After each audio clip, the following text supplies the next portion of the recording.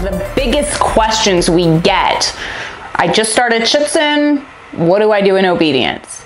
And the awesome thing about Schutzhund obedience is how much stuff you can do in the privacy of your living room, in your backyard, in the local park. Now, don't get me wrong, there's a great social element to Schutzhund and having a club and having a team that's like-minded and supports you. But personally for me, where I get most of my enjoyment from is when I can really ignore everything else around and observe how my dog learns and really watch them as they start to grasp things. And it's harder to do that when you've got a bunch of people around. Not only that, I get a little bit self-conscious when I know someone's watching, and I'm less inclined to kind of try things and maybe take more risks, which is part of the fun of dog training. Trying new things and, you know, having an idea pop up and not being afraid to really see it through and see if it pans out.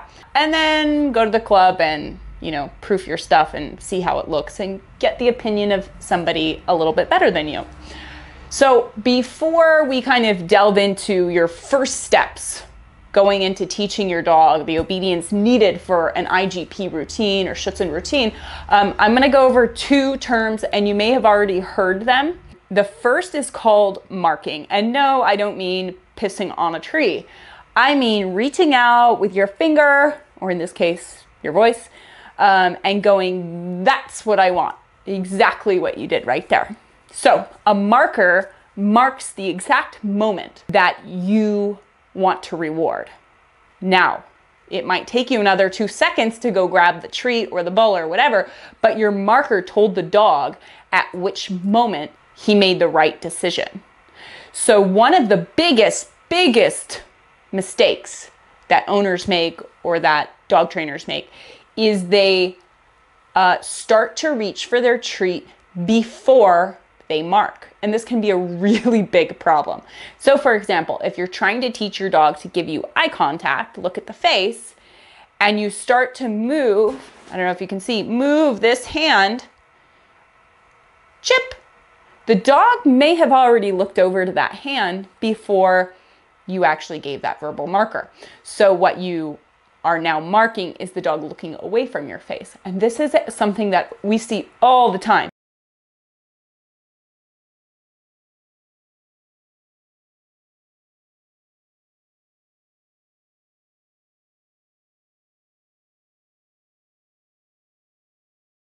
So what I have some of my students do is count 1,000 before they reach for the treat. It's not going to hurt anything, and it helps avoid those costly errors. So the dog's looking at your face, good boy, you're praising him, and chip, 1,000, reach for your food, and don't let your hands move until that happens. A marker not only can be used well, but it can also be used poorly in that situation where you have body movement happening before you actually mark what the dog did that you wanted, and now you're in the situation where you rewarded the behavior that you didn't want. So when using a marker, be sure to mark first and then reach for your reward. It's okay to wait a second. It's far more detrimental to go at the same time and have the dog do something else that you didn't want to reward.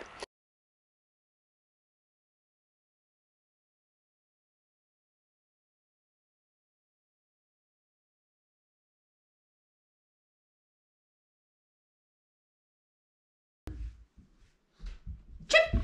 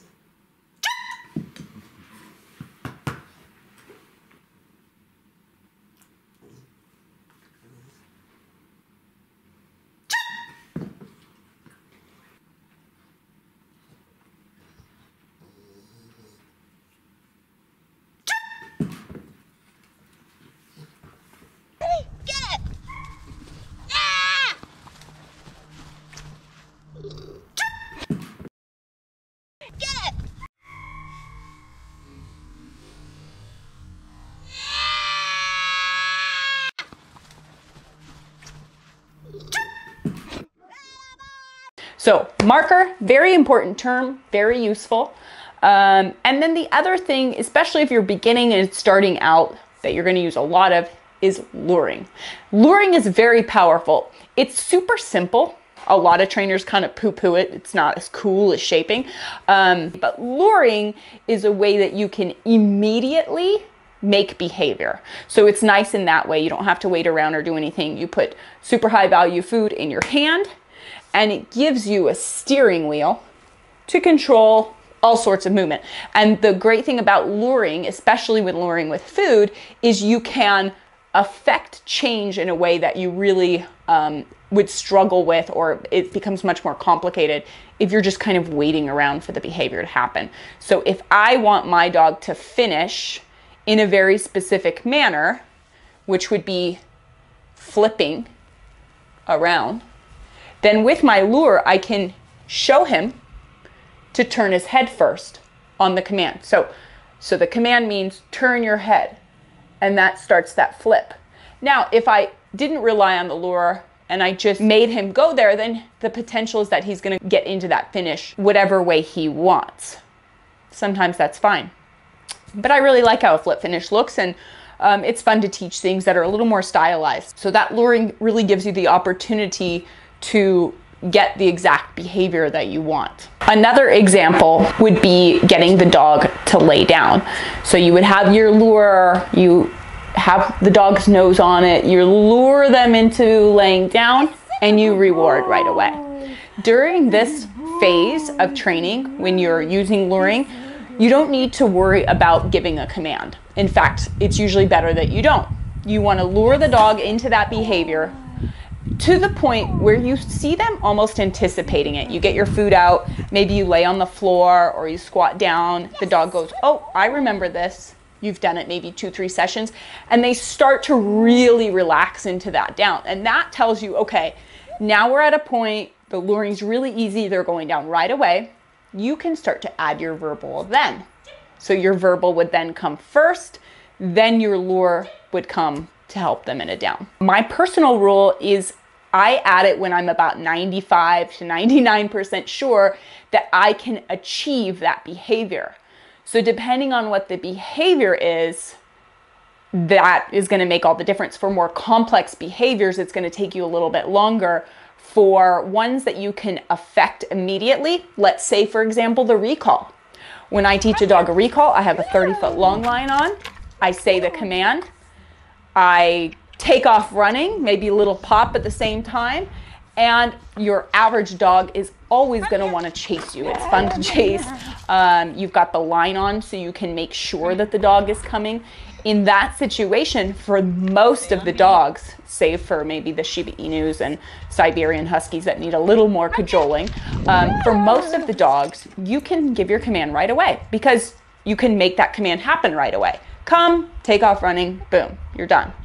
So anything where you know that you can get the behavior almost immediately, you can attach the word to, because now you're patterning that behavior to that word. Unlike, let's say the dog has never laid down before and you start saying down and trying to get them to lay down. It might take you quite a while to get that behavior. You don't want the dog hearing the command and not doing it. So you want their introduction to that cue to be one where they're immediately doing the behavior that you want.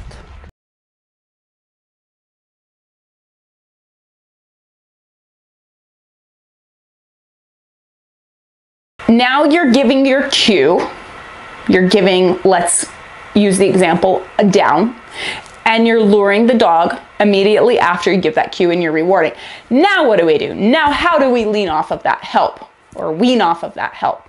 Here is where building in tools to demand the behavior are very important. Now, demand sounds kind of like a harsh word, but it's no different than demanding that your child clean their room.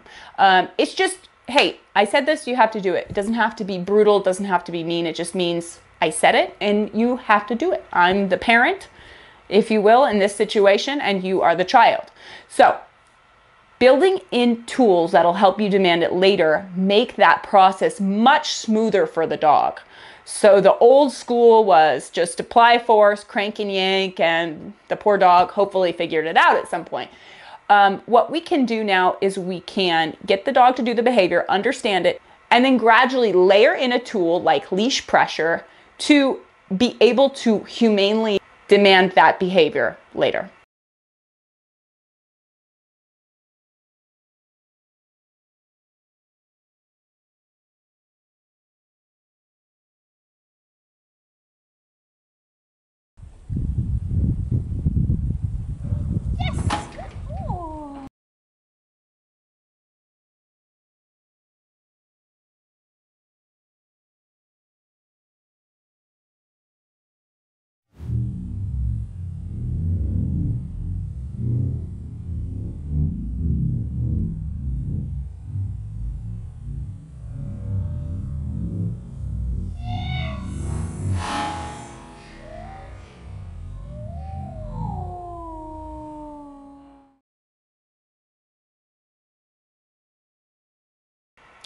So now here's your order.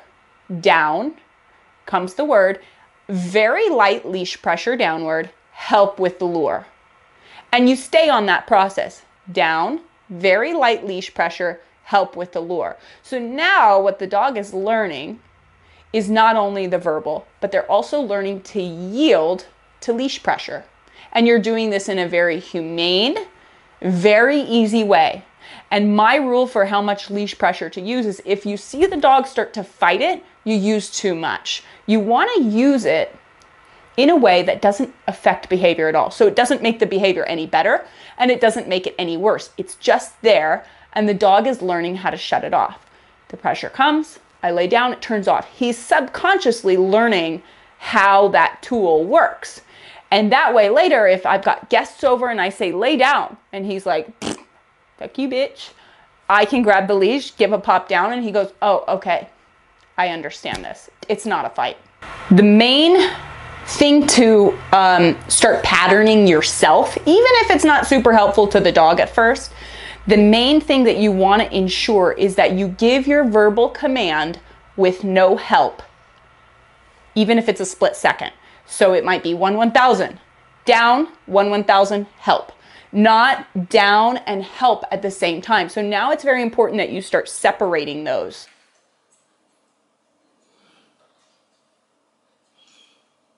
What? That was the best one. Good boy. Okay.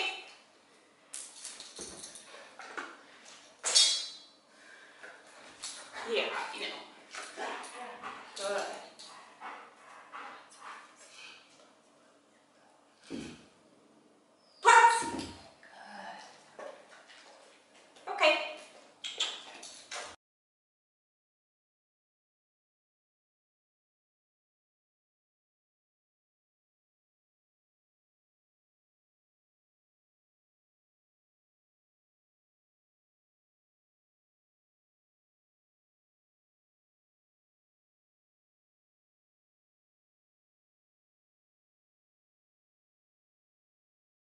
So you give the command with a normal body, down, or whatever cue. Maybe your cue is going to be this for a pet dog, but you give it without giving a bunch of help. So in Schutzhund, we're running along and we want the dog to down. So it's very important that you say down, then help, if you're going to help.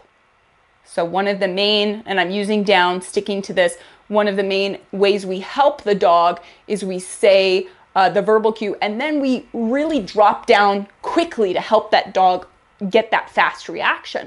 We stop right away and we drop down. But the important thing is you gotta say the word first. You can't start to drop down and give the command on your way. Otherwise, the command now becomes your body language. And can you do body language in a trial? You're not supposed to. You might, but the judge might not like it so much. So make sure you're saying down, boom. Down, boom. So that word needs to come out. Even if it's a half a second, it needs to come first, not at the same time. Otherwise, the dog is the part of the command is your body language. And once that's gone, your dog's going to be like, well, I never heard that before. I have no idea what that means. And you're going to say, but he does it all the time in training. And I'm going to say, you know, when I saw you doing it in training, you were giving a lot of help there. So now without the help, the dog doesn't know what to do. He's not being stubborn. He's just never seen that picture before. He's only been given 50% of the command. The other 50%, which is your help, is gone. So make sure you give that down first. Down, help. That's huge. So with obedience, you want to do as many reps as possible at each step. Then when you jump up a step, you need to go back to helping the dog. Again, I'm going to use the down scenario here. If we first teach the dog down from a sit, boom, boom, boom. We start out first, he's like, oh, I don't know really. Okay, now he starts getting really, really good. And he starts going on our verbal only. Perfect, okay? Now we're gonna do it from a stand. Once we bump up that step and we do it from a harder situation like a stand, we're gonna go back to helping him more, especially when we're talking about a Schutzhund dog or an IGP dog, where we want it done a very certain way. It's not a pet dog where they can just lay down. We want that fast reaction. So we have to go back and help the dog maintain that speed and show them how to do it from a variety of situations. Not just sit, not just standing, not just walking, but at some point running. And those are the steps that you're gonna have to gradually build to. And you gotta give yourself time for that. So with each new progression, you wanna go back and help the dog. Don't stay at the level. If the dog is downing from a sit just on your verbal really, really nicely, don't expect them to do it from a stand. Once you start the stand, don't even wait for them to fail. Go back to helping them. So now you're in a stand. Now I'm gonna go back using my lure and really helping teach them to drop from that stand position.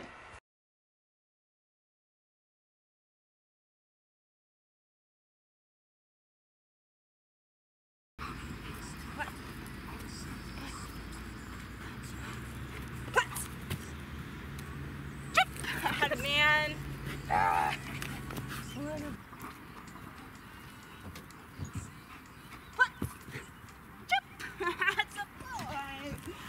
When you are teaching anything to your dog and you want it done a certain way, always keep in mind your dog's physical ability. So for a lot of times, the female or the smaller males are able to do some of these quick twitch movements a lot easier than, you know, a 90-pound German Shepherd.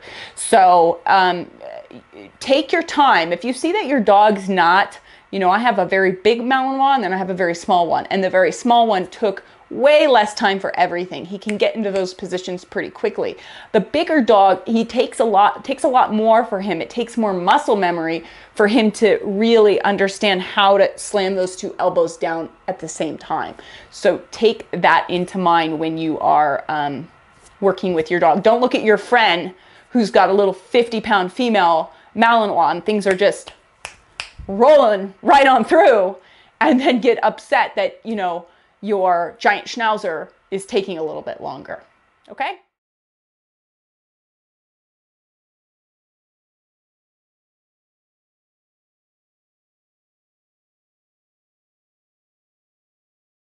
You will have problems at trial if you do not address the relationship part of your dog training. You will not have consistent results. Everybody has bad trials, everybody goes through that, but the consistency in the picture, the dog showing up and giving everything he has, is largely based on his relationship with you. And relationship is a very, very tricky word to communicate to people. That's why I like to break things down as simple as possible. So for that reason, we are going to wrap up relationship using two measuring tools. The first one is play. Do you play with your dog? Do you go out? Do you enjoy them? Do you have fun with them? Or do you take them from the kennel, work with them 10 minutes, and then put them back in and do nothing? That's not a relationship. That's a tool. So when you go outside with your dog, be silly, be goofy. No ball, no food. Play with your dog. How long can you last? Are you sitting there like, well, I don't know what to do? You need to learn to read your dog and, you know, give him a little tap on the butt here and a little play there. Until you do that, your dog's working for the ball, or it's working for food, or it's working to avoid a correction. He's not working because you are an enjoyable part of that. So once you get to the trial and all that crap's gone, and now your tricks of hiding the ball under your armpit and giving it to your friend, or putting the e-collar on and taking it off, all those tricks at some point the dog will figure out. So that's something that it's easier with some dogs than others. Some dogs have really good pack drive and some don't, but that's no excuse. The harder dogs, it just means you have to work a little bit harder. Maybe you don't get the same results, but it improves you as a trainer. So that's one aspect of relationship. The dog enjoying to be with you without the ball or some other incentive. The second aspect is, does your dog respect you? Do you have respect from your dog? Can you tell them to leave a room or go lay down? Can you have them off leash with a little dog barking and not hurry them along as you rush by? Because if you're wanting to go out and do a BH and you still don't have overall control of your dog off of the field, it's a problem. It will be a risk. You will be sweating a little bit when they throw the dumbbells, or when the gunshots go off, or if somebody's a little loud on the sideline. You got to get control of your dog. And it doesn't have to be through IGP training, but it has to be done if you want a more enjoyable training experience. The dog has to understand the word no. No means no. That's it. And this whole movement of, like, you know, don't call dogs fur babies. They're not people. They're not. I would love if most of my clients treated their dogs more like kids, to be quite honest, because they usually hold their kid to a higher standard than the dog. It's true. The relationship between a parent and a child is not unlike the relationship between you and your working dog, or it shouldn't. A parent should be able to have fun with their kid, should be able to roll down the hill with him and have a good time, but at the same time, that child should understand that when you say no, it's done. Stop immediately. And that is huge, people. So those are the two important factors when I talk about relationship that I mean. We have a free play course. There's no excuse. Go on our website and enroll in that. It's called Play Like You Like It. Now, it really goes over more using the tug, but it also does show how to incorporate yourself into playing. And it is a skill that is all too frequently not addressed at the club level. It's not addressed in the United States, at least. You see it a little bit more in the Northern Europe clubs, but play is very, very important. You can see it with your dog. Most dogs would like nothing more than to play with their dog buddy. Rolling, tumbling, biting, that's what dogs love to do. So the more you can play and engage with your dog in a way that they value, the more your dog's going to want to be around you and want to do things with you.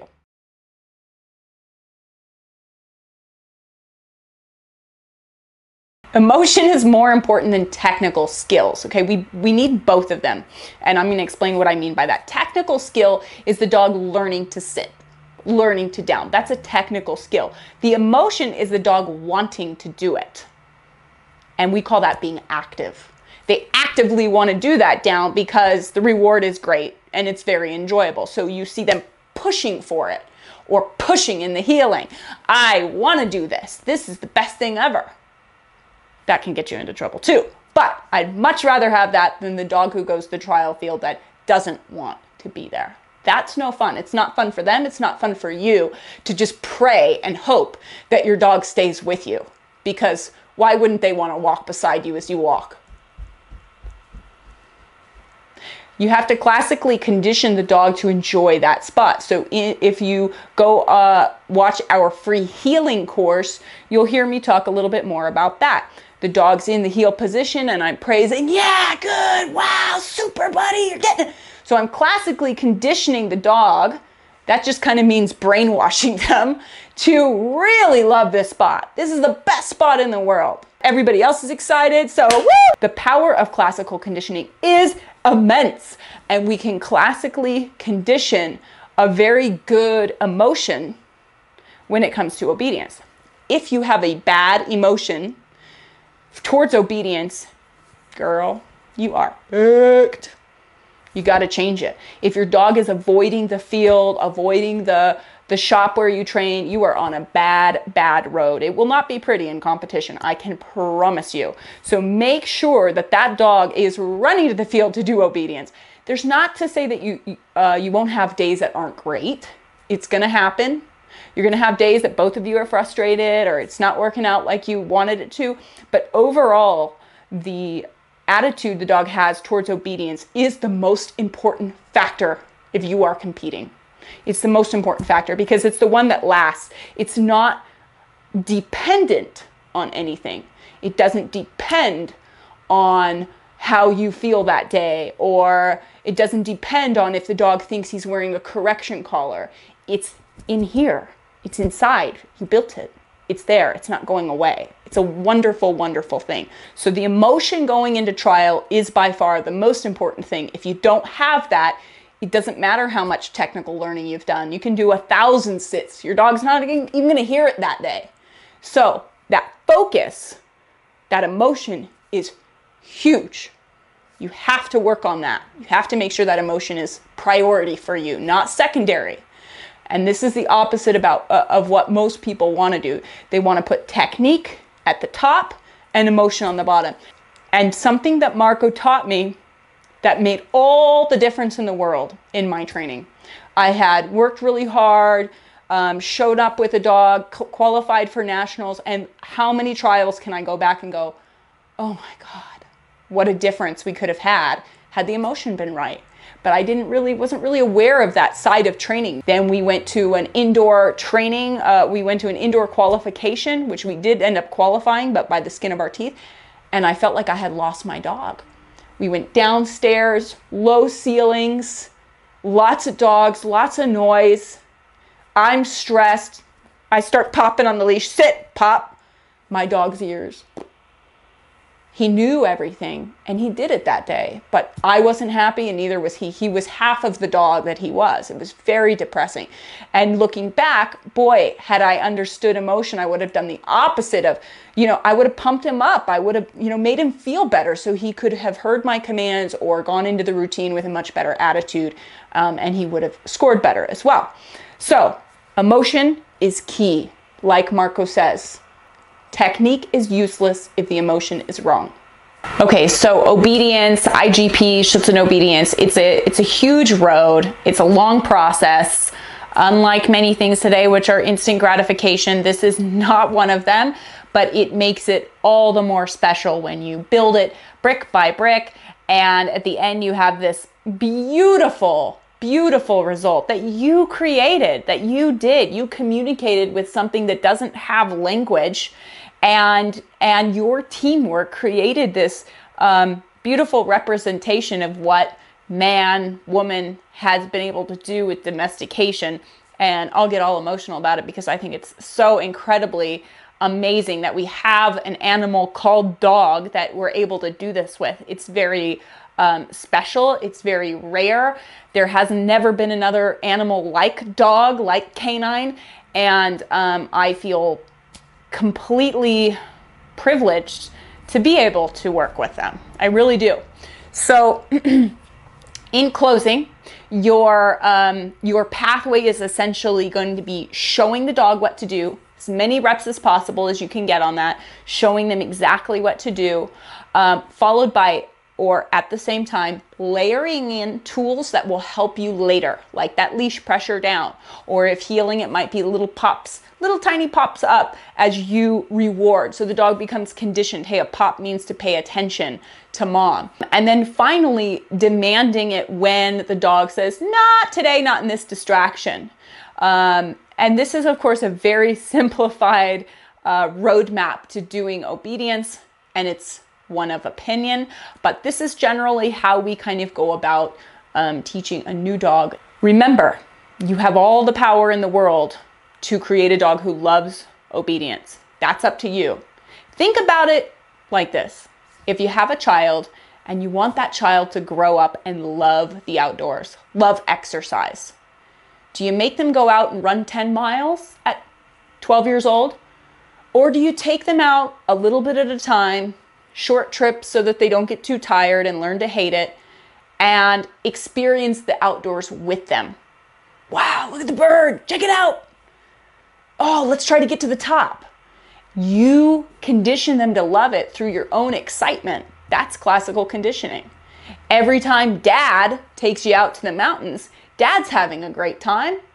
Kid has a good time too. Far more effective in the long run, creating a child who loves exercise than forcing them to do it. Whenever it comes from within, it's going to be stronger, more reliable, and more consistent. And that's no different from dog obedience. When it comes from within, when the dog truly wants to do it because he's been conditioned to love it, your road is going to be a lot easier. So get on our website. We have tons of free courses, guys. Like really, they're really good courses. They're not just, you know, some crap that it took 5 seconds to put together. These are courses that we worked a long time for that are totally free, and they're free because we want you to have the best knowledge that you can when communicating with your dog. So for the newbies, watch the Play Like You Like It, watch the free healing course, watch the free jumping course, the Get Engaged.